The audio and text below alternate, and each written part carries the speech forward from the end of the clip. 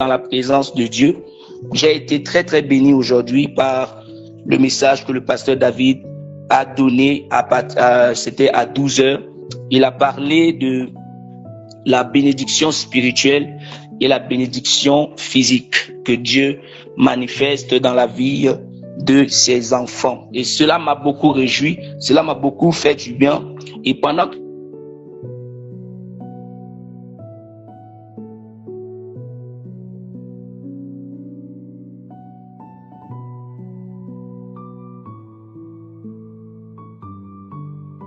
providence de Dieu envers les justes. Et déjà, je voudrais bien aimer que nous sachions quelque chose. Lorsqu'on parle de la providence, c'est la sagesse qui prévoit et qui pourvoit. Je répète, c'est la sagesse qui prévoit et qui pourvoit. C'est une suprême sagesse par laquelle Dieu fait quoi? Nous conduit et qui nous permet, n'est-ce pas, d'avancer dans toutes choses. Donc cette sagesse est une sagesse divine au travers de laquelle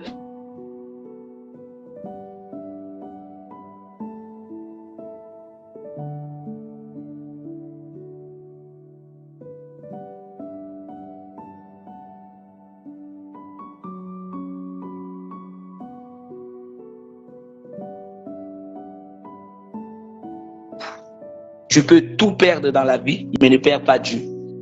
Donc, lorsque tu as Dieu, lorsque tu as Jésus, tu es un homme riche déjà. Rien que le fait, n'est-ce pas, d'appartenir à Dieu. C'est pourquoi l'homme de Dieu disait aujourd'hui, dans le livre de Genèse, la Bible dit, lorsque Dieu a créé l'homme, il dit, faisons l'homme à notre image, selon notre ressemblance. Alors, quand nous voyons l'image, c'est le reflet de quelque chose. Alors, si Dieu nous a créés à son image, selon sa ressemblance, ça veut dire quoi? Ça veut dire que nous sommes premièrement des dieux d'abord. Nous sommes des dieux. Et si nous sommes des dieux, nous avons le pouvoir, nous avons l'autorité, nous avons la gloire, nous avons la richesse, nous avons le bonheur, nous avons tout ce qui appartient à Dieu. C'est pourquoi la parole de Dieu nous dit que nous sommes les héritiers de Dieu, parce que tout ce qui appartient à Dieu nous appartient.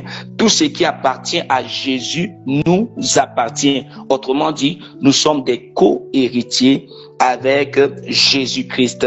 Alléluia. Et quand on parle de providence, on parle selon le langage vulgaire, selon le langage du monde, on parle de chance, on parle de bonheur.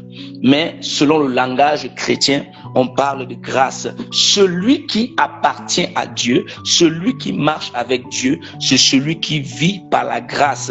La grâce de Dieu coule à flot dans sa vie. Alléluia. Donc nous savons que tous ceux qui croient en Dieu, qui espèrent en Dieu, et qui mettent leur confiance en Dieu, bénéficient de la grâce de Dieu, bénéficient de la providence de Dieu. Donc, autrement encore, on peut dire que c'est celui ou celle qui contribue beaucoup à la fortune ou au bonheur d'autrui, ou qui songe pour lui à tout ce qui peut lui être utile ou agréable. Donc là, c'est parlons tout simplement de la providence. Aujourd'hui, j'ai intitulé, comme je le disais tout à l'heure, ce thème, la providence de Dieu envers nous. Alléluia. Et le thème, le verset de base que nous avons retenu pour ce thème, c'est Psaume chapitre 37, verset 25. Psaume chapitre 37, verset 25. Alors, je vais d'abord lire ce texte très rapidement. Psaume chapitre 35, verset 27, qui est écrit: j'ai été jeune, j'ai vieilli, et je n'ai point vu le juste abandonné, ni sa postérité mendiant son pain. Je répète, j'ai été jeune, j'ai vieilli, je n'ai jamais vu le juste abandonné, ni sa postérité mendiant son pain. Amen. Donc, si tu es un enfant de Dieu, ça veut dire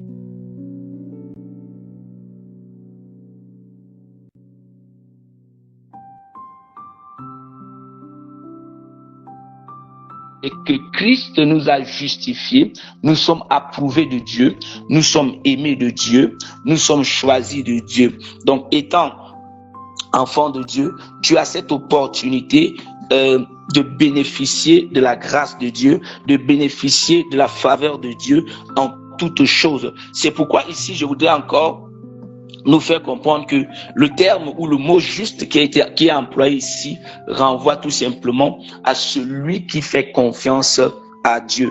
Contrairement au méchant, le méchant c'est celui qui vit par ses propres capacités, qui compte sur lui-même, mais le juste c'est celui qui dépend de Dieu, c'est celui qui s'applique, n'est-ce pas, à vivre d'abord pour Dieu et vivre par la foi. C'est pourquoi la parole de Dieu dit dans le livre de Zacharie,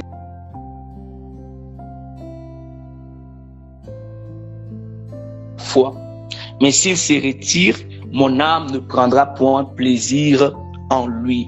Donc, être juste au devant de Dieu ici signifie quoi? Signifie que tu dois placer totalement ta confiance en lui. Tu dépends exclusivement de Dieu. Alors, lorsque tu dépends de Dieu, tu ne crains pas les difficultés de la vie, tu ne crains pas pour ton avenir, tu ne crains pas pour ton devenir, tu ne crains pas est-ce que je vais faire comment pour réussir demain? Non, tu ne crains pas parce que tu as de l'assurance que Dieu est ta providence, tu as de l'assurance que Dieu est le pourvoyeur, tu as de l'assurance que Dieu est celui qui sait prendre soin de toi et qui ne va jamais t'abandonner. J'aimerais parler à quelqu'un qui m'écoute maintenant. Je ne sais pas ce que tu es en train de vivre, je ne sais pas ce que tu traverses, mais laisse-moi te dire que peu importe la situation dans laquelle tu te trouves, il y a une source abondante qu'on appelle la source divine qui est là réservée pour toi en cas de souci majeur, en cas de problème, en cas de difficulté. Tourne-toi vers cette source et cette source va alimenter ta vie, cette source va abreuver ta vie, cette source va arroser ta vie. Tu dois, n'est-ce pas, confier ta vie à cette source qui ne tarit jamais. La source du monde peut tarir, mais la source dont je te parle ici, c'est une source intarissable qui s'appelle Jésus-Christ.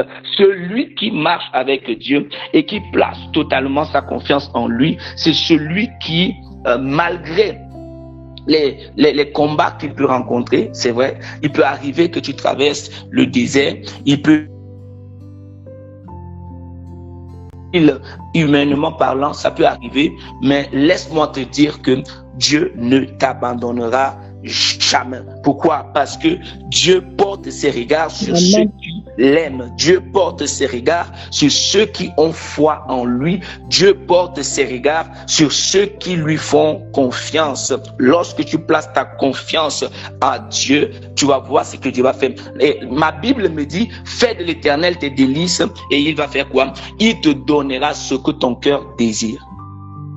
Quand la parole de Dieu dit « fais de l'Éternel tes délices », ça veut dire quoi?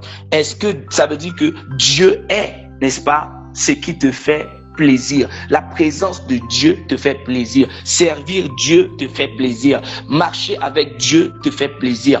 Tout ce qui concerne Dieu te fait plaisir. Si Dieu est l'objet de ta joie, ou si Dieu est celui qui fait ta joie, sa présence te donne la joie, alors c'est en lui que tu seras béni et Dieu ne va jamais t'abandonner. Même si il arrive que tu te retrouves face à des difficultés quelconques, tu n'auras rien à craindre parce que le Seigneur sera toujours avec toi. Le Seigneur sera toujours avec toi. Peu importe les vicissitudes, peu importe les difficultés ou les combats de ta vie, le Seigneur ne va jamais t'abandonner.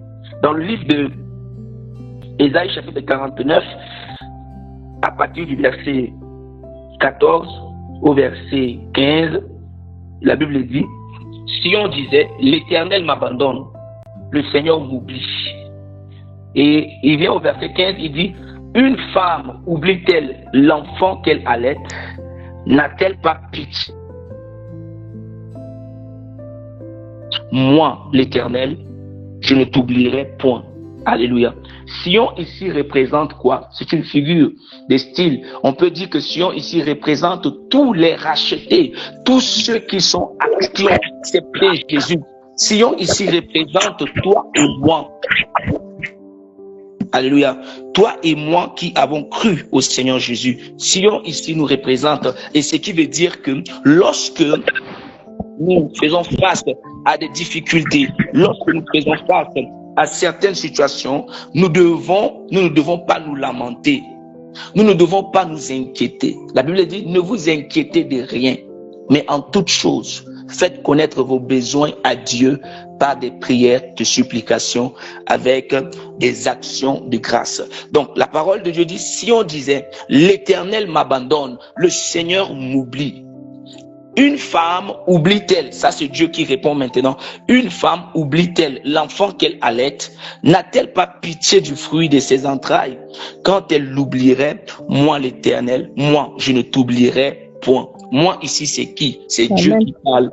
Dieu ne t'oubliera jamais, bien-aimé. Peu importe le gouffre, peu importe, bien-aimé, la situation dans laquelle tu te trouves, s'il y a une chose que tu dois, n'est-ce pas, te dire pour te convaincre, c'est que Dieu ne peut jamais oublier ses enfants. Si nous, les hommes mortels, nous les hommes méchants, comme Jésus a dit, méchants comme nous sommes, nous savons donner des bonnes choses à nos enfants. C'est comme le pasteur David prêchait ça aujourd'hui. Il disait que personne parmi nous ici ne peut dire que je ne veux pas que mon enfant réussisse.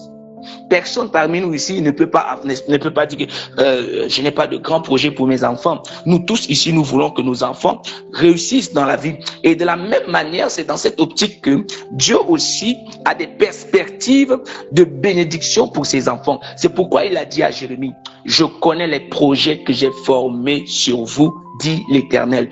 Projet de paix et non de malheur, afin de vous donner un avenir et de l'espérance. Celui qui appartient à Dieu a de l'espérance. Celui qui croit en Dieu a de l'espérance.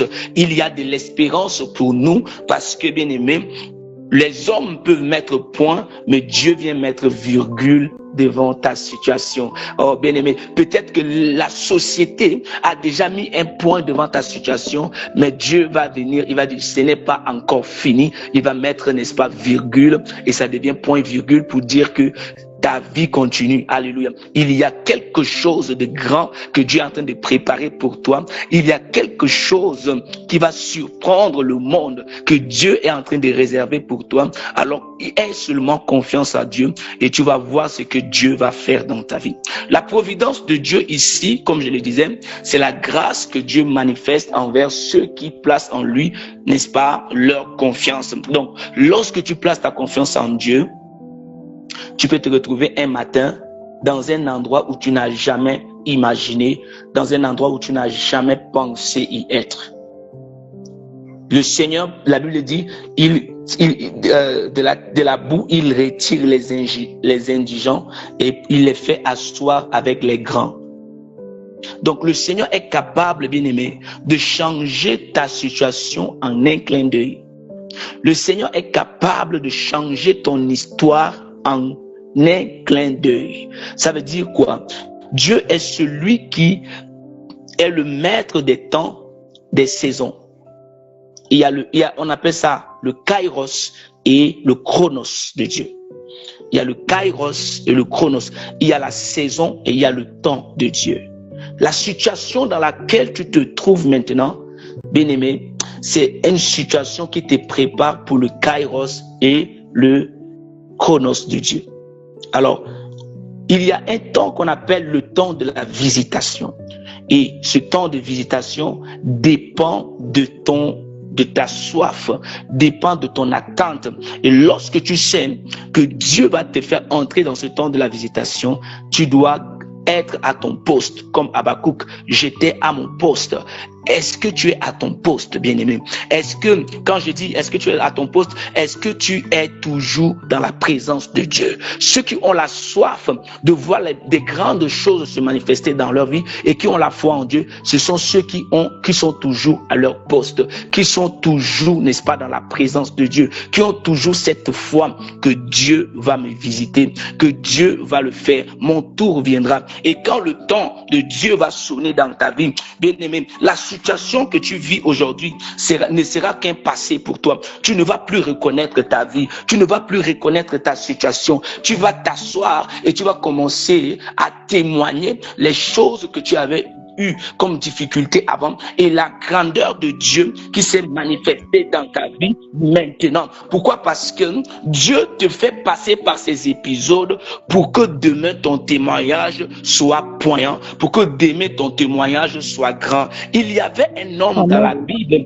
du nom de Joseph. Joseph, bien aimé, personne ne pouvait imaginer que quelqu'un qui a été rejeté par sa famille, il a été rejeté par sa famille. 2, il a été vendu. 3, on l'avait d'abord jeté dans le puits. 3, il a été vendu. 4, il se retrouve comme esclave dans un pays lointain. 5, il a été trahi et il a été accusé de quoi? De violeur. Alléluia. Donc, toutes ces images, ces clichés déjà, pouvaient renvoyer pour dire que c'est quelqu'un qui ne peut pas réussir dans la vie. C'est quelqu'un que peut-être sa destinée est déjà finie. Mais regardez ce que Dieu va faire dans la vie de Joseph. Pourquoi Dieu s'est levé et il a agi favorablement dans la vie de Joseph? Parce que Joseph était quelqu'un qui marchait dans la justice de Dieu. Il avait placé sa foi en Dieu. Il avait placé sa confiance en Dieu. Malgré toutes les situations, les vicissitudes de la vie, Joseph n'a jamais ouvert sa bouche pour maudire Dieu. Joseph n'a jamais ouvert sa bouche pour régner Dieu. Bien aimé, combien de fois tu as déjà régné Dieu juste parce que tu traverses des moments difficiles? Combien de fois tu as douté que Dieu peut faire des grandes choses dans ta vie juste parce que tu manques un peu d'argent? Juste parce que tu veux te marier et ça tarde encore. Juste parce que tu veux un enfant et ça tarde encore. Juste parce que tu veux ce boulot et ça tarde encore. Combien de fois tu as dit des mauvaises choses sur ton Dieu, alléluia, parce que tu traverses des moments difficiles. Peu importe la situation que tu peux vivre dans la vie, ne dis jamais quelque chose de mal de Dieu, mais garde confiance en Dieu parce que Dieu va réserver des surprises agréables pour toi. Garde confiance à Dieu parce que Dieu va faire des choses que ça va venir effacer toutes les années que tu as passées dans les pleurs. La Bible dit que les pleurs peuvent durer toute une nuit, mais la joie vient le matin. C'est comme la chanson qu'on a l'habitude de chanter. Ne t'inquiète de rien et n'aie aucune crainte. La joie vient le matin. Donc, les problèmes ne durent qu'un temps. Donc, il y a un temps pour que tu connaisses les problèmes, mais ces problèmes ne sont pas là pour te détruire. Ces problèmes sont là pour que ton témoignage soit grand demain. Celui qui ne traverse pas de difficultés n'aura pas de témoignage demain. Quel est le témoignage que tu vas donner? Quel témoignage tu vas donner aux hommes demain? Comme vous me voyez là, avant c'était comme ça. Je n'avais pas ceci. J'étais pauvre. Je venais de loin. Alléluia. Si chacun de nous ici, bien aimé, peut donner son témoignage, tu peux te rappeler qu'il fut un moment où c'était difficile pour toi. Mais aujourd'hui, tu es où? Mais je vais te dire que ce n'est que le commencement, bien aimé. À chaque fois que, bien aimé, le diable te montre tes difficultés, rappelle-lui d'où Dieu t'a pris. Rappelle-lui qu'avant c'était pire que ça. Mais je me suis retrouvé aujourd'hui à ce niveau. Si Dieu l'a fait aujourd'hui, ça veut dire qu'il le fera encore demain. Il le fera encore après demain. Dieu le fera encore au-delà de ce que je dis aujourd'hui. N'oublie jamais d'où Dieu t'a pris. N'oublie jamais d'où Dieu t'a pris. Nous tous ici, si vraiment tu crois en Dieu, compare ta vie d'aujourd'hui et ta vie d'hier, tu vas comprendre que Dieu a quand même fait quelque chose. La seule chose que Dieu attend de toi, Dieu veut que tu lui dises merci. Il y a beaucoup de gens qui envient ta position, bien-aimé. Il y a beaucoup de gens quand ils te voient pendant que tu dis que je suis pauvre, ma vie n'avance pas, Seigneur, je sais comment, je recule. Il y a des gens qui sont très loin, que tu dépasses de loin, qui veulent rien que ta position, mais ils n'ont pas. Et toi-même, quand tu fais rétrospectif, tu regardes par derrière, tu constates que non, tu viens de loin. Que ça n'a pas été facile. Je regarde la photo de certains serviteurs de Dieu aujourd'hui, je pouvais mourir de rire parce que quand tu fais le retour de leur photo d'avant et aujourd'hui, c'est deux mondes différents. Quand il était encore il galérait et quand il est maintenant dans la providence de Dieu, c'est deux mondes différents. Pourquoi? Parce que cet homme, On ne voit pas les difficultés que cet homme a connues. On ne voit pas les sacrifices, la prière sur la montagne. Il était dans des endroits où les moustiques l'ont bouffé. On ne voit pas les moments de jeûne qu'il faisait. Mais quand il va commencer à être riche, prospère, on va dire que, oh, il est quoi? Non, bien aimé, ce sont des gens qui payent le prix dans le secret. Même aujourd'hui, toi, comme tu es là, bien aimé, demain, quand tu vas avoir des millions ou des milliards, on va dire que ce n'est pas Dieu. Mais qui a dit que Dieu ne bénit pas? Qui a dit que Dieu n'élève pas ses enfants? Qui a dit que Dieu ne positionne pas ses enfants? Pendant que tu souffrais, est-ce que les gens étaient là? Pendant que tu priais, que tu jeûnais, pendant que tu traversais des moments difficiles, tu t'abstenais, tu te sanctifiais à cause de Jésus. Pendant que Joseph était traité par la femme de Potiphar, ceci, cela, est-ce que les gens étaient là? Mais le jour où Dieu l'a élevé comme gouverneur, sa vie a changé. C'est la même chose que Dieu veut faire pour nous, bien-aimés. Dans la vie d'un enfant de Dieu, il y a le rétro. Il y a la vie du passé, et il y a le présent, et il y a le futur. Bien-aimé, ta vie n'est pas conditionnée par le passé, ta vie n'est pas conditionnée par le présent, mais ta vie est conditionnée par le plan meilleur que Dieu a préparé pour toi. Ne regarde pas tout ce que tu traverses, ne regarde pas toutes les situations que tu vis, parce que Dieu est en train de préparer quelque chose de grand pour toi. Le jour où Dieu va faire cela, toi-même, tu vas donner le témoignage à tes enfants. Comme vous me voyez, aujourd'hui, vous avez chacun sa voiture. Aujourd'hui, chacun... Oui, parce que nous qui sommes les parents, nous payons le prix pour nos enfants, bien-aimés. C'est pourquoi la Bible dit que... Qu'est-ce que la Bible dit dans ce passage? Que heureux l'homme, alléluia, heureux l'homme qui marche dans la justice de Dieu.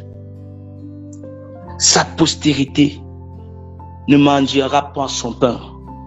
Peut-être aujourd'hui, toi, tu souffres, mais aucun de tes enfants ne mangera son pain. Aucun de tes enfants ne va galérer. Aucun de tes enfants. Pourquoi? À cause du prix que toi tu payes aujourd'hui, tes enfants ne vont pas souffrir comme toi. Demain, les gens vont dire que oh, hein, lui il est riche, hein, il avance facilement, son ministère prospère parce que toi tu as jeûné, parce que toi tu as prié, parce que toi tu as payé le prix. Mais tes enfants bien-aimés seront bénis à cause de toi. La vie d'un homme ne se résume pas qu'à lui. Lorsque Dieu bénit, il ne te bénit pas toi seul. Dieu te bénit avec ta postérité. Dieu te bénit avec tes enfants et les enfants de tes enfants. Qu'est-ce qui peut réjouir le cœur d'un homme? C'est de voir ses enfants réussir. C'est de voir ses enfants à l'aise. Alléluia. Et je vais encore plus loin pour te dire que ton obéissance à Dieu peut contribuer au salut de tes enfants si tu les encadres dans le Seigneur. Je répète, ton obéissance à Dieu peut contribuer au salut de tes enfants si tu les encadres dans les voies de Dieu. J'explique. Lorsque tu marches avec Dieu fidèlement, tu enseignes tes enfants, n'est-ce pas? La Bible dit que enseigne l'enfant selon la voie de Dieu et quand il sera grand, il ne s'en détournera pas. Donc, tout ce que tu investis dans la vie de tes enfants aujourd'hui, sur le plan spirituel, aura des retombées demain dans leur vie. C'est pourquoi l'apôtre Paul disait que tu seras sauvé, toi et ta famille. Ce n'est pas parce que la personne accepte seulement Jésus et sa famille sera sauvée. Non, c'est qu'il y a un travail qui se fait en amont. Il y a un travail qui se fait d'abord. Et Dieu voit tes sacrifices. C'est pourquoi, bien aimé, les enfants des justes ne mangeront pas leur pain. Les enfants des justes ne seront pas sous l'emprise des réclamations familiales. Amen. Les hôtels maléfiques et toutes ces choses. Pendant que toi tu les détruis dans ta vie, tu les détruis aussi dans la vie de tes enfants. Ne t'arrête pas de prier pour toi-même. Ne t'arrête pas de prier pour tes enfants bien-aimés. Parce que tous les sacrifices que tu endures, tous les sacrifices que tu fais aujourd'hui, c'est pour que demain tes enfants soient bénis et qu'il n'ait pas trop de maux de tête. Alléluia. Amen. Donc le Seigneur regarde. Le Seigneur regarde tout ce que tu fais. Bien-aimé, l'homme de bien, la Bible dit, l'homme de bien fait du bien, n'est-ce pas, à ses enfants et aux enfants de ses enfants. L'homme qui a réussi dans la vie, c'est celui qui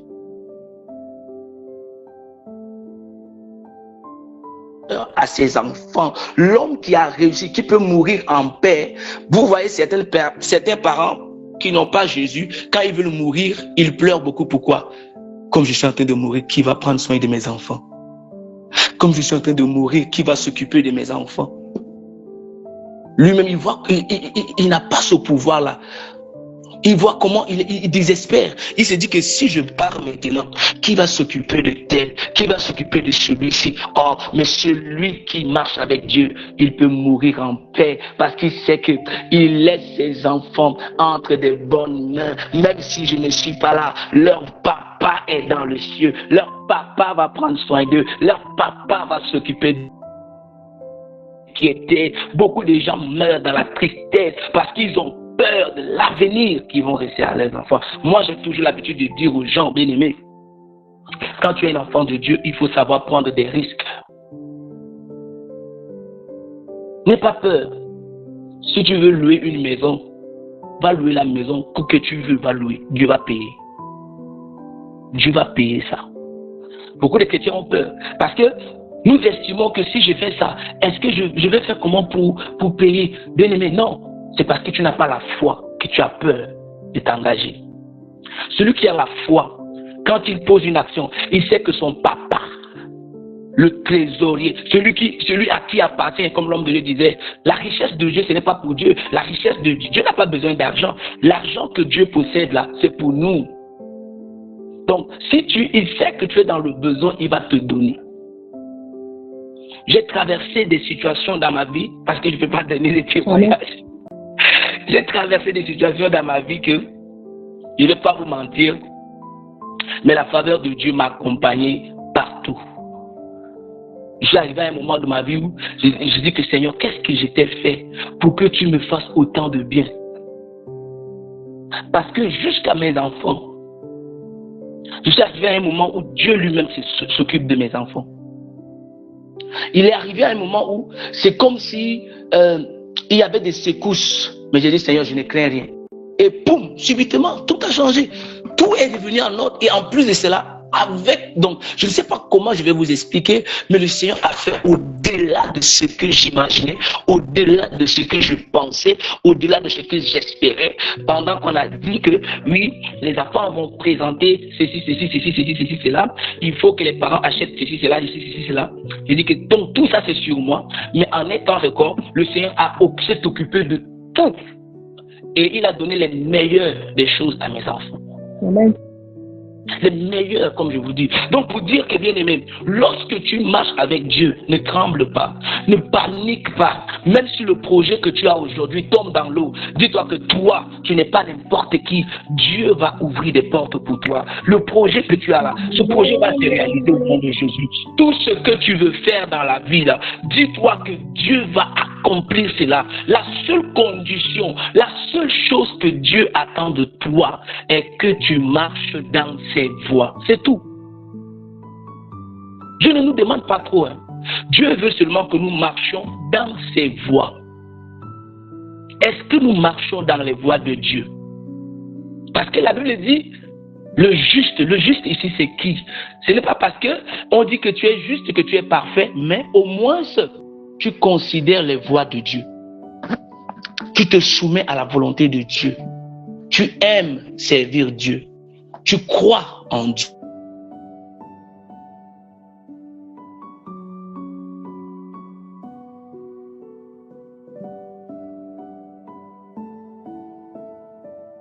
Il ne vit pas par calcul. Il vit par la foi.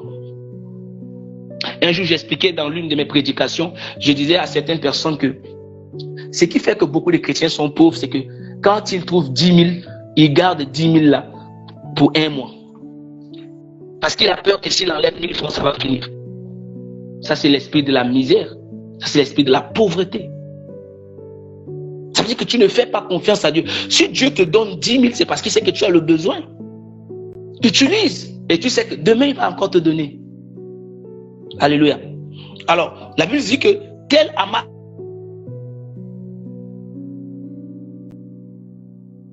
tient encore plus. Ce que tu possèdes là, Pour que cela se multiplie, tu dois libérer, tu dois donner facilement et Dieu va augmenter tes trésors. Dieu va te bénir au-delà. N'aie pas peur de donner, n'aie pas peur de s'aimer dans la maison de Dieu. N'aie pas peur. Quand il s'agit des occasions, des choses de Dieu, saisis, fais. Et tu vas voir comment Dieu va te surprendre. Dieu lui-même va multiplier tes avoirs. Dieu va multiplier tes finances. Dieu va multiplier. Qu'est-ce qui fait que beaucoup de chrétiens sont pauvres? Parce qu'ils n'aiment pas donner. Je ne parle pas de donner au pasteur, même donner à son frère qui est à côté de lui, il ne donne pas. Il vient à l'église, il ne s'aime pas. Et comment tu peux voir la gloire de Dieu? Apprends à donner. Et tout ce que je suis en train de vous dire, c'est écrit dans la Bible. Ce n'est pas le pasteur Ronald qui invente. La Bible dit que tel qui donne libéralement s'enrichit. Et tel qui garde s'appauvrit. Tel qui garde, n'est-ce pas, qui amasse, qui garde s'appauvrit. Si tu veux entrer dans la providence de Dieu, si tu veux bénéficier de la providence de Dieu, commence à faire du bien. Commence à croire que Dieu va t'amener au-delà de ce que tu, n'est-ce pas, tu n'as jamais eu. Et comme je le disais tout à l'heure, je disais que peu importe ce que tu vis aujourd'hui, chaque fois que tu traverses des moments difficiles, rappelle-toi que hier c'était plus difficile que ça, mais Dieu ne m'a pas abandonné. Et le psalmiste David a dit, mon âme bénit l'Éternel et n'oublie aucun de ses bienfaits. Amen. Mon âme bénit l'Éternel et n'oublie aucun de ses bienfaits. Pourquoi tu dois parler à ton âme? L'âme ici, c'est quoi? L'âme, c'est le siège, je répète, l'âme, c'est le siège de nos sentiments et de nos émotions. L'âme, c'est le siège des sentiments et des émotions. Tu peux avoir des millions hier, mais si aujourd'hui tu n'as pas l'argent, tu penses que tu es l'homme le plus pauvre de la terre. Tu oublies que hier Dieu t'avait béni. Hein? Tu oublies que hier tu avais mangé le poulet. Tu oublies que hier tu avais mangé tel barbecue. Tu oublies que hier tu avais mangé tel quoi encore. Tu avais mangé tel aliment, ceci, cela. Parce qu'aujourd'hui tu n'as pas. Tu oublies que Dieu t'avait donné, alléluia, les McDonald's hier. Tu oublies que Dieu t'avait béni hier. Mais à chaque fois que tu fais face à certaines situations, rappelle-toi, compte les bienfaits de Dieu. Et tu verras que le nombre en est grand. Compte tout ce que Dieu a fait hier dans ta vie. Et Dieu va faire encore plus aujourd'hui. Dieu va encore faire plus demain. Un enfant de Dieu n'est pas pauvre. Un enfant de Dieu n'est jamais pauvre. Ne laisse personne, même tes pensées, te persuader que tu es pauvre. Tu n'es pas pauvre. Tu es l'homme le plus riche de la terre. Pourquoi? Dans Psaume chapitre 24, la Bible dit, à l'Éternel la terre et tout ce qu'elle renferme, les hommes et ceux qui l'habitent. Ça veut dire que tout ce qui est sur la terre là, qui appartient à Dieu, t'appartient. Tu n'es pas n'importe qui. Je ne dis pas ça pour te faire plaisir. Je te dis ça pour que tu aies la foi. Et tu vas commencer à expérimenter des choses. Si tu as des choses à faire, commence à les faire. Si tu as des projets, réalise-les. Un jour, je vais finir avec ce témoignage. Un jour, on était dans une maison où on louait un peu cher. Alors, je commençais à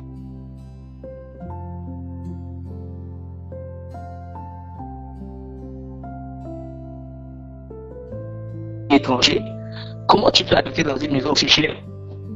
Ah, bon, allez prendre une maison simple là et puis vous faites vos économies. Le jour là, mon malheur a commencé.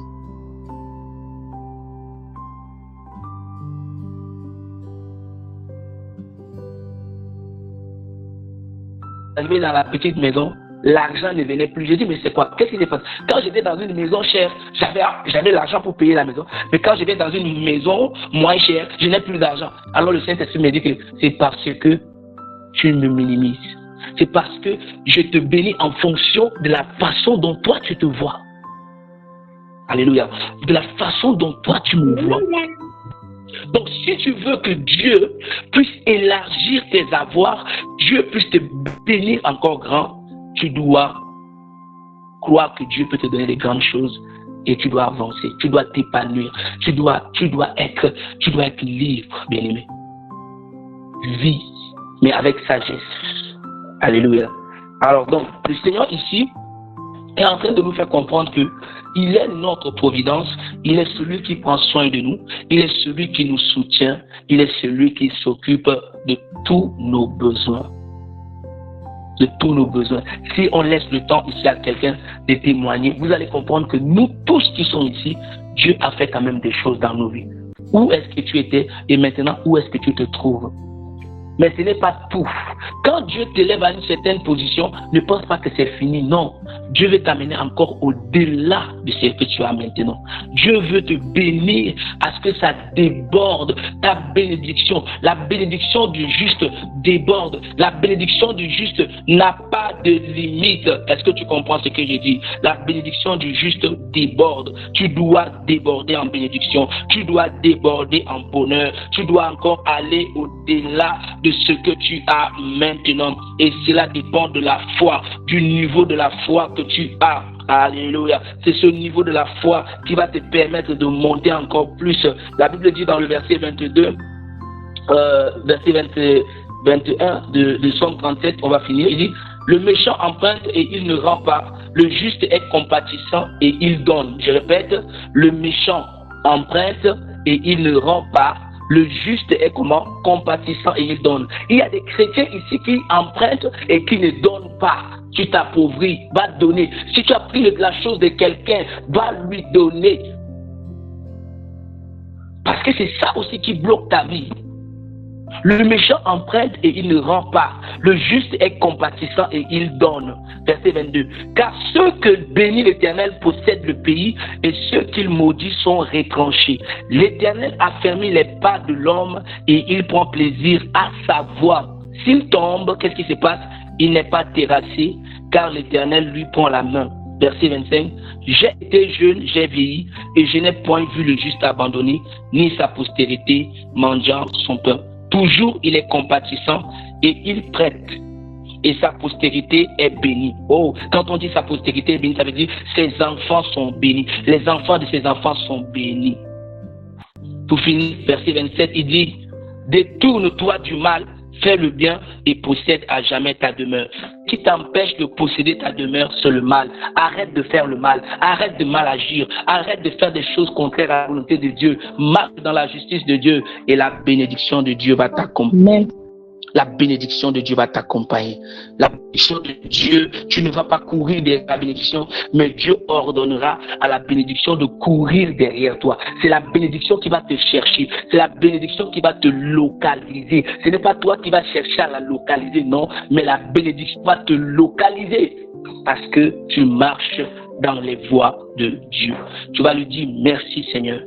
Merci parce que tu m'as parlé. Merci parce que Seigneur, tu as des projets de bonheur pour moi et je ne veux plus douter de toi. Je ne veux plus avoir peur du lendemain. Je ne veux plus trembler devant les situations, mais je veux continuellement te faire confiance parce que je sais que c'est toi qui es ma providence. Ouvre ton micro et commence à parler à Dieu. Dis-lui: Seigneur, je sais que c'est toi qui es ma providence. Je sais que c'est toi qui prends soin de moi et je ne veux plus douter de toi. Au nom de Jésus, nous sommes en prière. Seigneur notre Dieu, nous te bénissons. Père, nous te remercions. Merci.